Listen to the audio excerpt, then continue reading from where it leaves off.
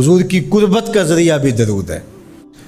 کون سا مومن ہوگا جس کو حضور کے دیدار کا شوق نہیں ہے؟ کثرت درود کی برکت یہ ہے کہ حضور کا دیدار نصیب ہوتا ہے۔ حضور کا دیدار نصیب ہو جائے تو بتاؤ اور کیا چاہیے؟ اللہ اکبر۔ فرمایا جو میرے اوپر ایک مرتبہ درود بھیجتا ہے اللہ اس پر 10 رحمتوں کا نزول فرماتا ہے۔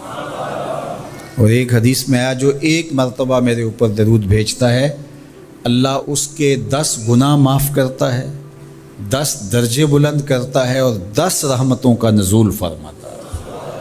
تو درود پڑھا حضور پہ کام اپنا بن رہا ہے۔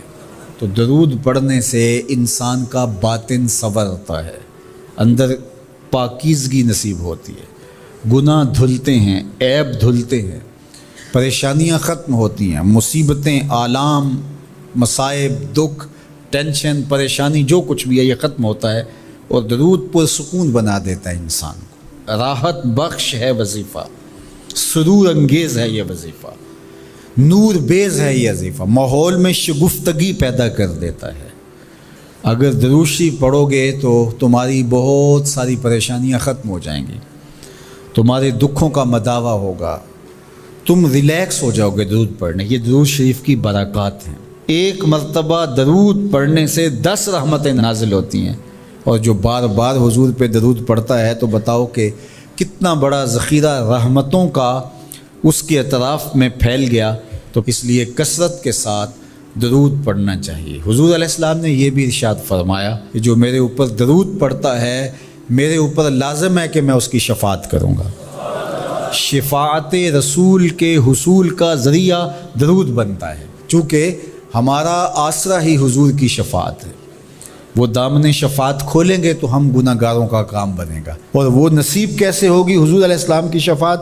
کثرت درود سے۔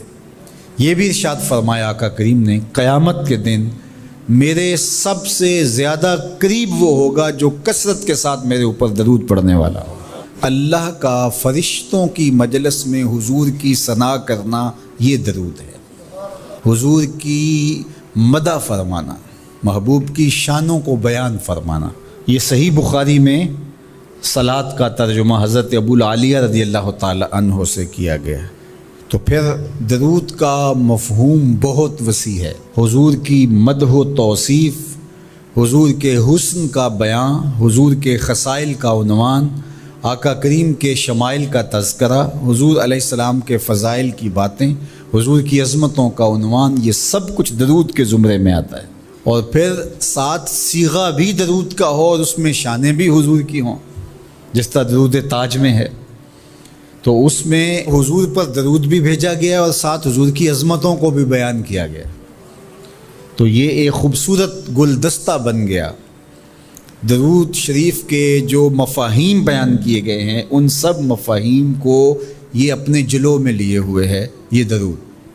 تو کثرت کے ساتھ حضور علیہ السلام پر درود پڑھنے کی تلقین فرمائی گئی۔ حضرت ابی بن کعب رضی اللہ تعالیٰ عنہ فرماتے ہیں کہ آقا کریم نے ترغیب دی درود شریف پڑھنے کی، باقی امور اور عبادت، ذکر فکر۔ تو میں نے عرض کی، ارشاد فرمائے کہ میں آپ پر کس مقدار میں درود پڑھوں، کتنا وقت، کتنا درود پڑھوں؟ تو آقا کریم نے فرمایا ماشیتا، جتنا تم چاہو۔ فرماتے ہیں میں نے کہا میں 1/4 حصہ درود پڑھوں گا، باقی 3 حصے دیگر عبادات اور دیگر وظائف اذکار بجا لاؤں گا۔ فرمایا جس طرح تم چاہو، جو تمہاری مرضی، لیکن اگر درود کی مقدار کو بڑھا دو تو تمہارے لیے بہتر ہوگا۔ تو میں نے کہا النصف، میں آدھا وقت درود پڑھا کروں گا اور باقی چیزیں باقی آدھے وقت میں کروں گا۔ فرمایا جس طرح تم چاہو، لیکن اگر درود کی مقدار کو بڑھا دو تو تمہارے لیے بہتر ہوگا۔ میں نے کہا کہ حضور میں 2 حصے درود پڑھوں گا اور 1 حصہ باقی وظائف اوراد بجا لاؤں گا۔ فرمایا جیسے تمہارا دل چاہے، لیکن اگر تم درود کی مقدار کو بڑھا دو تو تمہارے لیے بہتر ہوگا۔ فرماتے ہیں میں نے کہا حضور میں پڑھوں گا ہی درود، سارا وقت میں آپ پہ درود ہی پڑھتا رہوں گا۔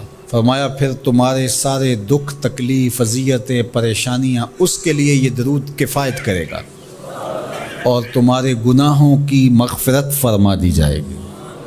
تمہاری پریشانیاں، تمہاری اذیتیں، تمہارے دکھ، دور موجود میں لفظ بولا جاتا ہے ٹینشن، تمہاری ساری ٹینشن، تمہارے سارے معاملات حیات کی بے ترتیبیاں، پریشانیاں، دکھ، اذیتیں، سب کچھ ختم ہو جائے گا۔